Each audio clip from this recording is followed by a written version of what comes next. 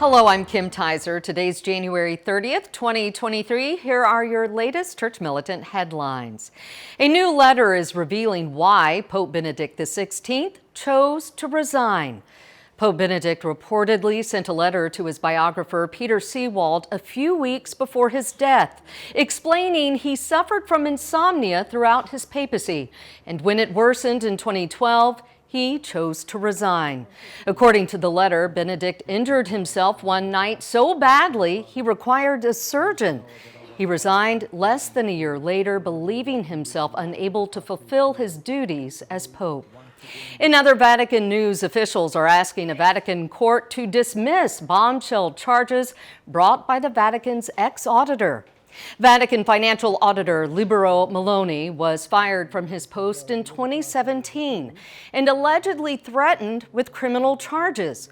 He and his assistant filed a lawsuit last year alleging they were illegally fired because they uncovered financial corruption at the highest levels of the Vatican.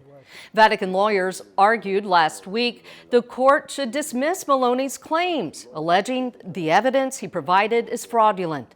Maloney maintains its authenticity.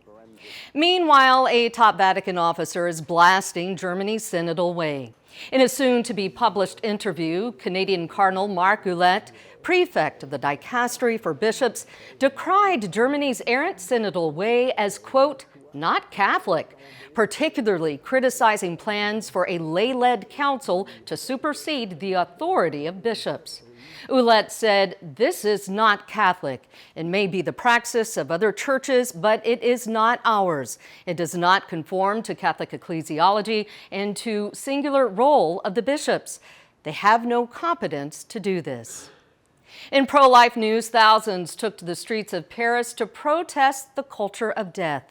Some 20,000 French pro-lifers reportedly attended the March for Life in Paris last week, voicing opposition to new euthanasia legislation and proposals to include abortion in the nation's constitution. The National Assembly, France's lower house of parliament, voted in November to enshrine abortion in the French Constitution. The Senate will debate the bill starting Wednesday, though senators rejected a similar proposal less than 6 months ago. In related news, pro-life advocates in Canada are challenging their fake Catholic prime minister. The Campaign Life Coalition hosted a rally Thursday and hand-delivered a letter to pro-abortion Prime Minister Justin Trudeau, calling on the government to enact pro-life legislation. The letter stated it has been said that a nation will be judged by how it treats its most vulnerable members. Prime Minister, I present to you the preborn human child, the most vulnerable among us. I ask you, please, to stand up for them. And in Poland, precious Catholic artwork is being returned to the nation. A 15th century diptych by Flemish painter Derek Bouts will be returned to Poland after Nazis stole the artwork in 1944. The paintings have been in Polish possession since the 1880s. The diptych features Mater Dolorosa and Ecce Homo, depictions of the Blessed Virgin and Christ. The paintings were discovered in a Spanish museum in 2019 and matched to a list of stolen art compiled by Nazis occupying Poland.